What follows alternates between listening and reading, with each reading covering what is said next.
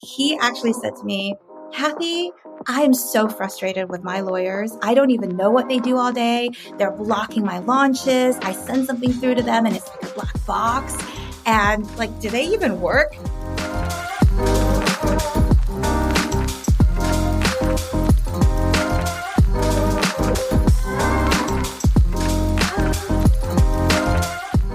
From classes on criminal law to torts, there's a lot that you learn in law school. What this education often misses out on, though, is a key life skill, something that every lawyer needs to have in their toolkit. I'm talking about the ability to change and adapt. And in today's episode, we're going to look at this through the lens of in-house law, legal tech, and even scuba diving at one point. I'm Tyler Finn, head of community and growth at SpotDraft, and today we have Kathy Zhu with us, who was previously the senior director and AGC at DoorDash, and is now the co-founder, CEO, and the GC2 at Streamline AI, a modern intake, triage, and automation system that helps bring visibility and efficiency to both legal and non-legal teams. Besides that, she is a certified rescue scuba diver, and we've connected over our shared interest in diving. Mine's pretty recent, but she's been doing this for a while. So we're going to talk about that and what scuba diving has taught us a little bit later in the episode. Kathy, thanks so much for joining us, and I'm excited to dive into our conversation today. Me too. Thanks so much for having me, Tyler. Our team wrote that joke for me. I'm not that funny myself. To start off, can you give us a little bit of background on how you got into law and your early days as a lawyer? Did you always know that you wanted to go in-house, or is that something you figured out along the way? I didn't even know in-house existed, honestly, for a vast period of time. So I'm actually the first lawyer in my extended family. We've got, scientists, doctors, engineers, but no lawyers until me. And the running joke in my family is that when I was growing up, every kid asks, what do I want to be when I grow up? And my dad said, well, you have two options. You can be either a doctor or a lawyer. And I was like, Dad, don't I get choices? And he said, what are you talking about? Those are your choices. That's the choice. You don't want to be a doctor? You can be a lawyer. If you don't want to be a lawyer, you can be a doctor. So jokes aside, throughout my childhood, I actually really was dead set on becoming a doctor. I really, really, really wanted to be able to help people. And I started undergrad actually with a double major in both biology and English. But somewhere through the middle of sophomore year, I had this massive epiphany. And what the epiphany showed me was actually I was making a wrong decision and I was really meant to go into law. Could probably spend 30 minutes kind of unpacking exactly what happened, but TLDR, long story short, you could really say that was my first pivot. I dropped my bio degree, finished my English degree, and then went on to law school. And when I was a junior associate at a law firm, that's when I first encountered, all these businesses. I was incorporating them, helping them go through funding. And I was thinking, that's where all the excitement is. Like, that's where all the fun is. Once I was done with a transaction, they took it forward, right? And all this magic happened. And I wanted to get into that. So that's how I joined in-house. Very cool. You used the word pivot. And we talked as we were preparing for this episode, and sort of one of the themes that we wanted to get across, something that you found really important throughout your career and your life, is persevering or having some grit during those moments of pivot or moments of transition. Tell us a little bit about that. When did you first start to realize that you needed to have that grit during transitions? Well, Tyler, my family immigrated from China when I was 6. We moved to Australia first, and then we moved to England, and then finally we moved to the US. That's a lot of continents, right? Before the age of 15.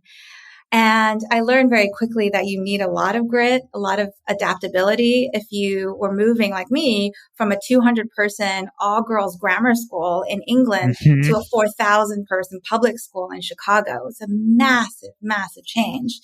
But But the toughest move was actually way before that when I left China at the age of 6. And in Australia, I was placed in a language school. Overnight, I lost my extended family, Yeah. who I'd seen every single day. I couldn't understand a word of English. I was so stressed out that I was actually making myself sick every morning so I could stay home. I'd be like, Mom, I can't go. I can't go to school today. Oh, It was so, so tough on me as a 6-year-old. And finally, my mom took 2 weeks off work so she could sit in the back of the classroom with me to help me get over this period, this really difficult period.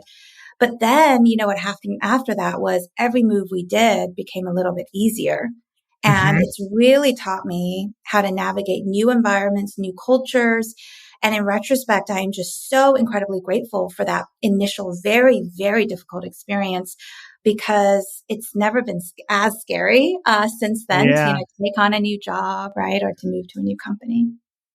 And you've even created some of those transitions for yourself. And I think one of the ones that is most interesting to me, and I expect will be to all of our listeners, is that you were at DoorDash, really hot company.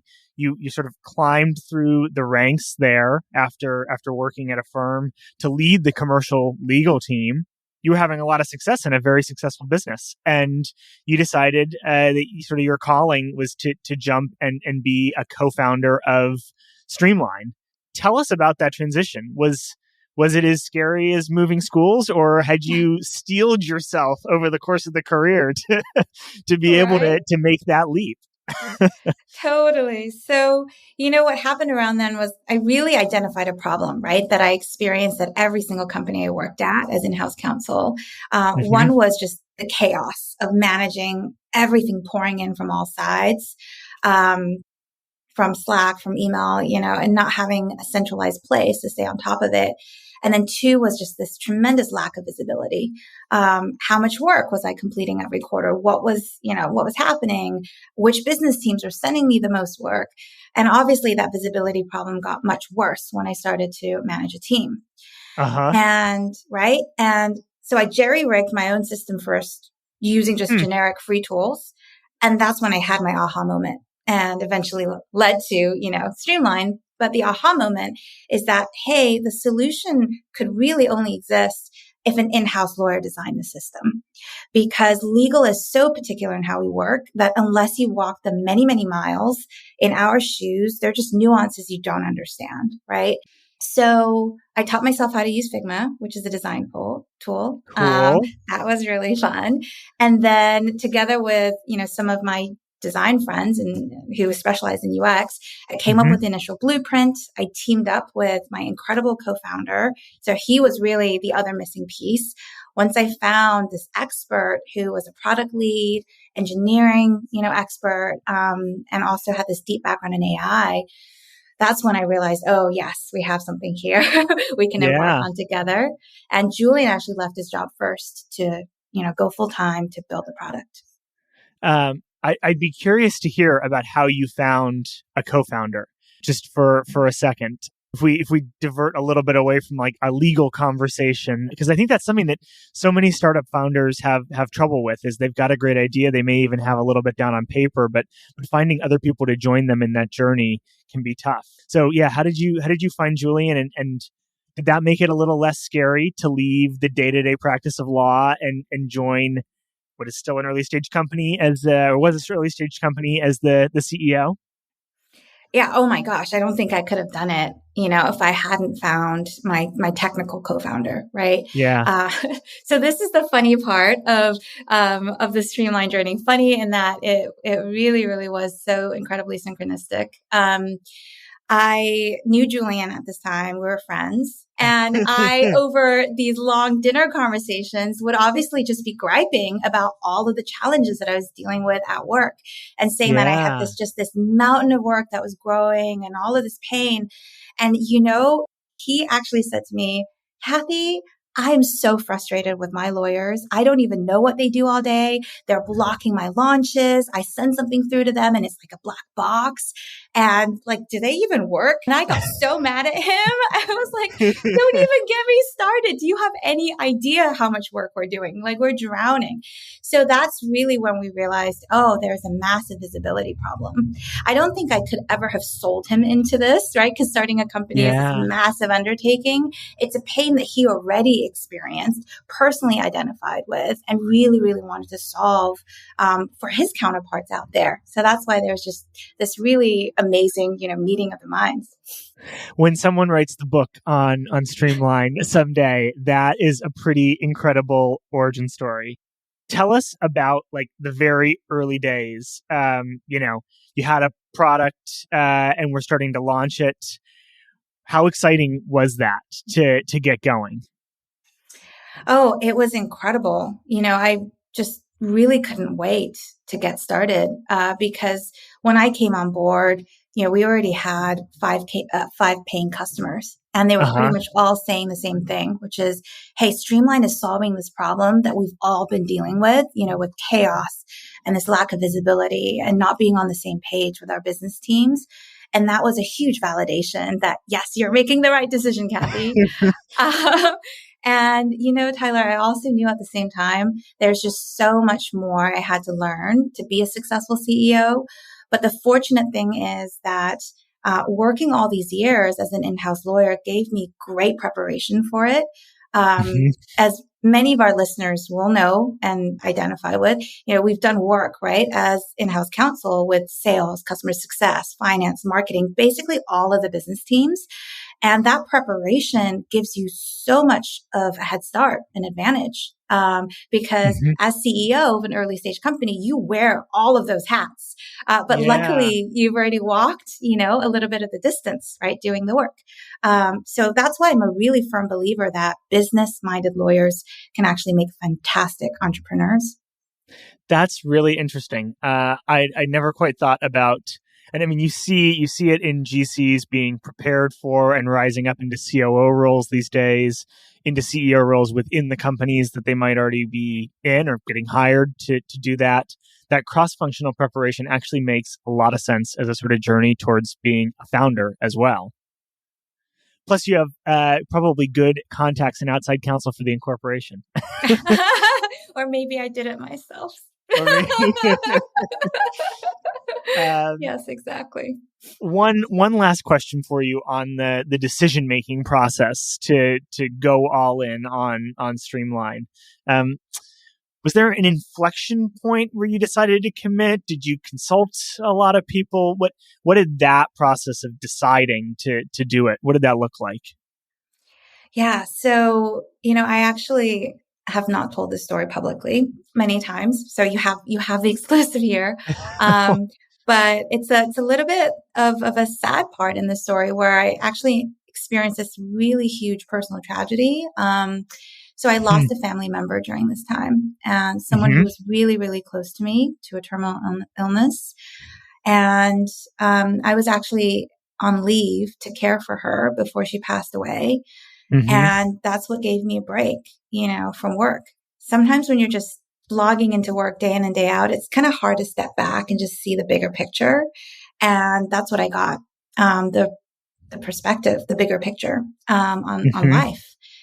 And, it's such a cliche. We hear this constantly, I think. Life doesn't last forever. You have to, really make the most of every moment.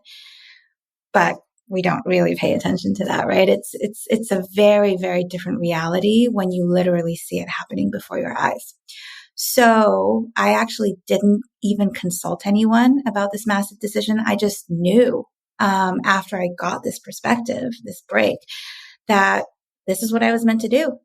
And, I knew that a massive challenge was before me, but I looked back at all the other challenges, just like the theme of what we're talking about today, right? I looked back at all the challenges that I'd already weathered, including helping this family member through this incredibly difficult thing for her and for myself. And I saw that if I could make it through all that, I could take on this new challenge as well. That's amazing. Let's turn to a slightly lighter topic. Something Right. that's a really incredible sort of origin story. Thank you for sharing it with us.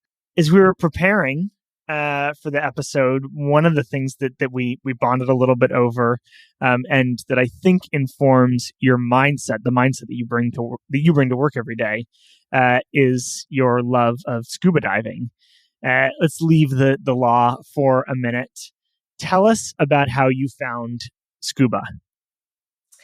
So I'd always known about it because I loved to snorkel. And I actually actively, would look for vacation spots where I could engage in snorkeling. And I mercilessly mocked the scuba divers whenever I saw them. Their So funny sad. flippers and Yeah, they look ridiculous, right? They're like way down by all this gear. They're sweating and suffocated, like under their really thick wetsuits. It's like Hawaii. Like, why are you, even putting yourself through this?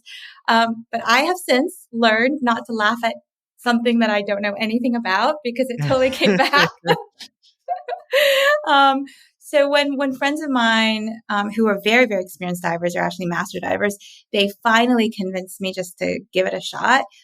When I was on a trip one time, I finally understood why people really, really get addicted to it. Because when you are, 70 feet deep in the ocean, you just feel like you're in a completely different world. Your yes. life, like all of your worries, all of the stories, right, that we're so engaged in, like the drama of our lives, like that just seems like a million miles away. And you're in the middle of this just vast, expansive blue that goes on forever. And all the fish, they're just like swimming around you. It's entirely, entirely magical. And what was it like for you, Tyler? I mean, you told me that you just, recently, right, got into all of this. Yeah, and I don't have all the gear like you. I've only done it a few different times, but I'm very lucky. I was going to Southeast Asia first for some work and was going to do some personal travel there. And I thought, well, I can't go to these places and miss out on the opportunity to try this. I've always heard about it. Seems kind of cool. And so I went and I did my very sort of basic certification on Catalina Island in California. I think that sort of diving is actually very cool because I like being in the kelp forest. I think that's really kind of beautiful and peaceful. And the diving that I did in Southeast Asia absolutely blew me away. And I think now, like you, I want to travel to places where I can have that experience of being being in an aquarium, basically, and like the number of fish and the color of the coral and all that is going to drive some of the places that I go. In addition to the beauty of the beach or the culture, it's a whole new way to see the world. It's very cool. Mm-hmm. Absolutely. This is also something that you brought up to me that you feel like it shaped you as a leader, as a lawyer, the way that you conduct yourself and run your business. And you've gone all the way to be a rescue diver. And maybe you can tell us a little bit about that journey too. How do you think that it's shaped you as a leader? Yeah, absolutely. So first of all, a requirement before you can even go on your first dive, which you'll remember from your experience right on Catalina Island, you had to attend a class beforehand because diving is very, very technical and they need to teach you so you survive. And for example, not to scare anyone out there, one of the most important things that they keep repeating over and over is whatever you do, do not hold your breath. Because your lung is like a balloon, right? It expands and it reacts to pressure. And as you get deeper, the pressure intensifies. And you know what happens to a balloon if you keep adding more and more air? If it doesn't equalize, it's a problem. I won't get too graphic with this. It's a little intense. But let's just say when I learned about all this, I wasn't very excited at all about what I was about to do because it seemed like my life was in danger. But that's when I had another really big realization, right? I realized that, hey, in order to stay calm when you're dealing with that life or death, kind of literally like that kind of pressure, while you're managing very complicated equipment, it builds incredible mental strength and equanimity. And if you think about in a business context, right, when something is really stressful and you've got the situation on your hands, and as lawyers, we deal with that all the time, the people that you want to be in that room with are actually really calm, right? They're collected. And because of that, they're able to actually identify the crux of the issue. They're able to come up with a solution. And then you look around the room and all these other people are like flying off the handle or, being overly emotional. And you're like, oh, I know who I want to follow, like not them, right? So these are actually the skills that you develop in scuba diving. And the other really important thing I learned is the enormous benefit of actually facing your fears, because it, believe it or not, becomes easier and easier the more you do it. And if you run away from your fear, it basically always keeps following you. You can't actually run away from it, right? But if you can overcome it, that's when you can experience amazing things like scuba diving. And that's totally been my experience. I totally agree with that. And I'll tell you just a very short story about how remaining calm is so important. You have an instructor, and one of the things the instructor often wants you to be able to do is to continue to breathe and to like change scuba masks with them underwater. And so, of course, for a period of time, you can't really see them, right? They may not be able to see you. You're going to be close enough to do the sort of exchange. But, just for a minute, under 15 feet, 25 feet down underwater, right, you're going to lose one of your primary senses. And I can tell you that the first time that I did that, I was very stressed about it, of course, right? And I noticed that like my heart rate went through the roof and I started breathing. And I was like, and I actually, for a period of time, held my breath, which is what you're not supposed to do. And then you're reminding yourself, start breathing again. By the second time that you do that, you're like, oh, wait, this is going to be easy. I'm just going to close my eyes. All I have to do is focus on my breathing.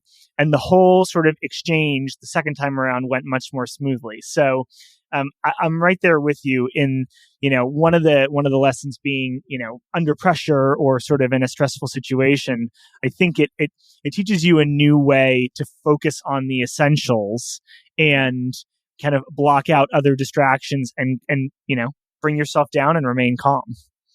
Yeah, exactly. Something for you to look forward to in your rescue diver training is you'll actually be doing that underwater, trying to save somebody at the same time. So anyhow, you don't have to think about that yet. it could always be harder, right? The challenges that are thrown at you could always be harder. Well, clearly, Scuba has taught you quite a few things about tackling really hard challenges.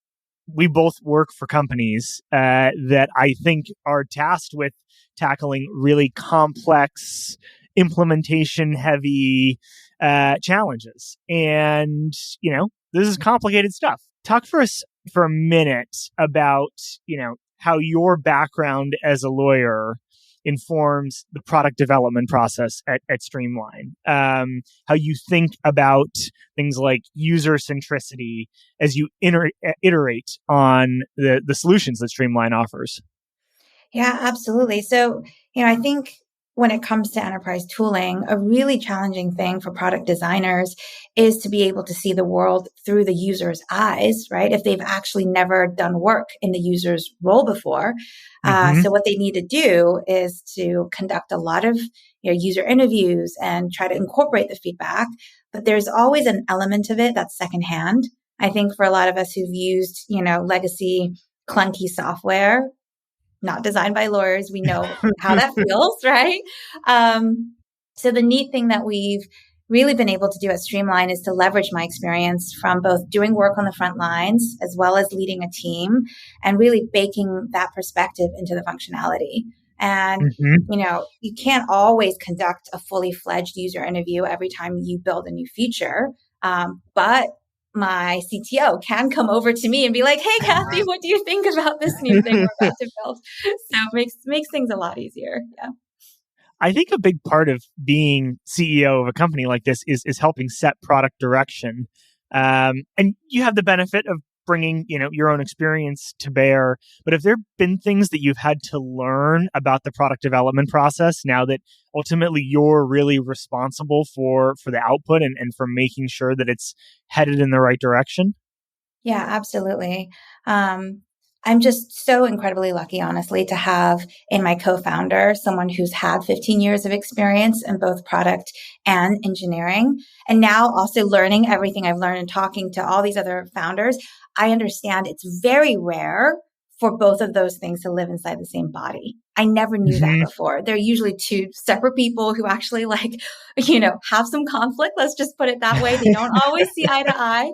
So it's very helpful that it's in one person for us. And he also just never shies away from asking the hard questions.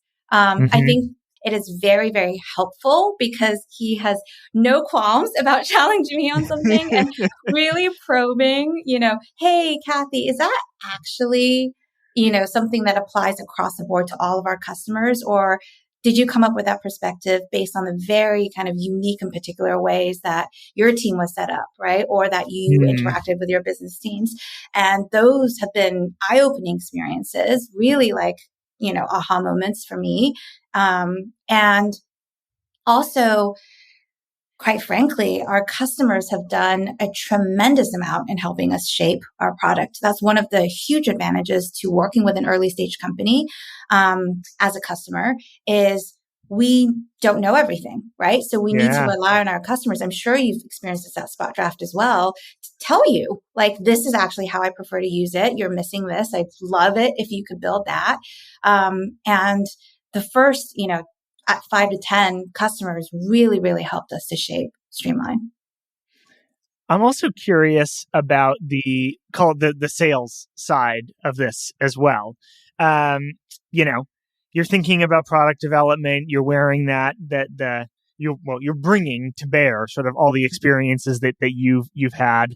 Um, there are also, frankly, in the legal tech market, there can be a bit of noise as you're evaluating these offerings. You want to cut through that. I'd love to give our listeners a little bit of a lens or your view on how they should be evaluating this market and the different solutions that are out there. Yeah, absolutely. It's so timely. It's like you read our minds. So we actually just yesterday released our intake and workflow software buyer's guide, where it goes into a ton of detail, actually lays out exactly what it is that you should be thinking about, how you should be approaching this. So for all the listeners out there, if you'd like a copy of this, please reach out to me. We'll put it in the show And notes too, if we can, or a link. Yes. yeah, that would be great. We'd love that. Thank you. So what we're really trying to do, as you can see, is shine a light on the problem, educate the market on how to solve that problem so that they can do their own evaluation. Mhm. I think, this has probably been said many times. If you do your homework as a buyer and you do your research, you are so much of a better buyer. You'll be able to ask the right questions and run a very streamlined and efficient evaluation process because frankly, no one really wants to be sold to, right? Yeah. Especially lawyers. Our knee-jerk reaction is, oh, you think you're being sold to? Just shut that down. I do not want to hear this. Yep. I do want to just say this for the listeners, though. There can be something sometimes in an outreach email that catches your eye, right? And it actually speaks to a very deep pain you have. And that is actually worth following up on. And I'll bring a personal story very, very quickly into bear. Mhm. I actually bought technology while I was at DoorDash that ended up rolling out not just to the legal team, but to the entire sales organization, literally thousands of people across the world. Mhm. Based on a cold email that I received. That Wow. cold email became famous with that software company because it worked, right? They spoke to the exact pain. I was, literally up at night worrying about this issue and they said they could Yeah, solve it. And look what happened. It ended up being this fantastic partnership between the two companies. It's that's not always amazing. evil. Yeah, Yeah. yeah. Um, and I do think, part of that is also trust that the person is going to resonate with that sort of real sort of idea or substance that's being brought to bear, in a past life, I have bought a couple different types of like privacy and data governance software before, right? And the folks who came and, really tried to talk about, okay, what are your problems? How might we address them? As opposed to those who came to me and said, the CCPA is going into effect. If you don't use our software, you're not going to be compliant. If you don't have a solution, you're not going to be compliant. I almost wanted to say, well, I'm paying someone $1,500 an hour to give me legal advice that says that I will be okay after this, even without your software. That's hilarious. And so, like approach people who you're selling to or trying to sell to or build relationships with, like they're smart people, like they know what they're doing, right? Kind of segues into my next question here for you, actually, which is, I'm sure there are some folks out there who are thinking, why do I need to bother with a tech solution here? I've jerry-rigged something myself between Jira or Excel spreadsheets that are fed by Google Forms or what have you. Tell us a little bit about how you respond to that, and also I think there's a sort of theme in there, which is around change, right?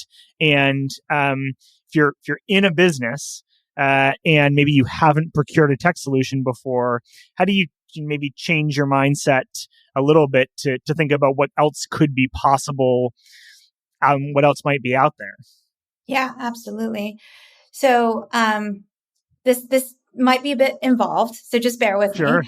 Because first, I think it's very easy for me to say the thing that I'm sure the audience has heard many times. It's like a broken tape, right? If legal teams don't figure out technology, they're going to get left behind. Their jobs might get replaced. If not by AI, it'll be by the lawyer who figures out how to use AI, right? And the scaremongering we've all heard.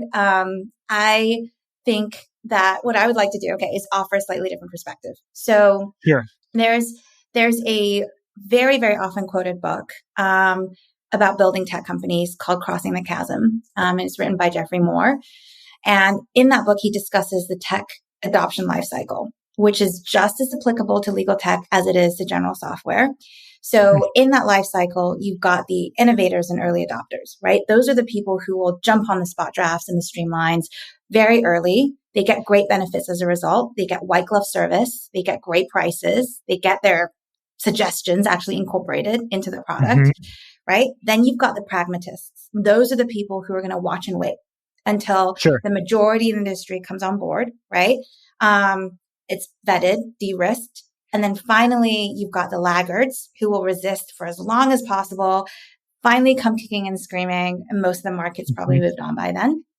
So I think my opinion on this, my recommendation for the audience, is you look at that life cycle and decide what part you want to be part of and understand why, right? Actually, make sure it's a conscious decision rather than just wanting to ignore the whole thing because,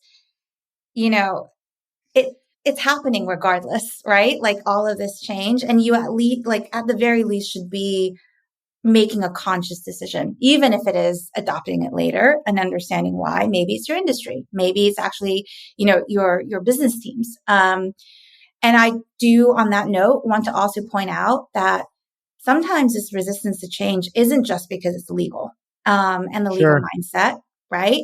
You probably know this, Tyler. It's the business teams who are like, legal doesn't get new technology. We're not going to give you the budget to buy the new technology, right? And I think in that case, they're just losing such a huge opportunity to really leverage legal as a business partner. So the mindset here that needs to shift isn't just legal. It needs to actually start at the very, very top with the CEO on how to resource legal adequately. Yeah. As we start to wrap up, I wanted to give you the opportunity to share a piece of advice around this theme of breaking the mindset of resisting change, or I think maybe put even more positively, right? How can you position yourself best to embrace change that might be inevitable all around you? Yeah, exactly. Well, first of all, I think, just identifying what your internal dialogue is telling you so that it's not just, an unconscious thing that's happening, right? And I think it's very natural in the face of uncertainty, to try to grasp onto what's familiar, what's safe, and that's usually the status quo. But what we often don't realize is that change is happening. Just like I said, right? It's already happening. And it's much better to be able to direct the flow of change, be, the CEO, right, of your own life rather than having the change forced upon us. So I think that's it. That's the first step, is identifying the root cause of the resistance. What is going on with your inner narrative? And then you can actually work on shifting it if you realize that it's holding you back. Kathy, thank you so much for coming here and sharing some really candid and reflective stories and insights with our audience. I've really enjoyed this. I hope someday we might be able to go scuba diving together. I think that would be a lot of fun. Me too. And I would know that you'd be able to keep me safe as a rescue diver too. Exactly. It won't come to that, but yeah, thank you so much for having me on today, Tyler. It's been a pleasure. And to all of our listeners, thank you so much for listening to this episode with Kathy. And we hope to see you next time on the next episode of The Abstract. Thanks for tuning in today. Don't forget to subscribe so you can get notified as soon as we post a new episode. And if you liked this one, I'd really love to hear your thoughts. So please leave a rating or a comment. If you'd like to reach out to me or our guest, our LinkedIn profiles are in the description. See you all next week.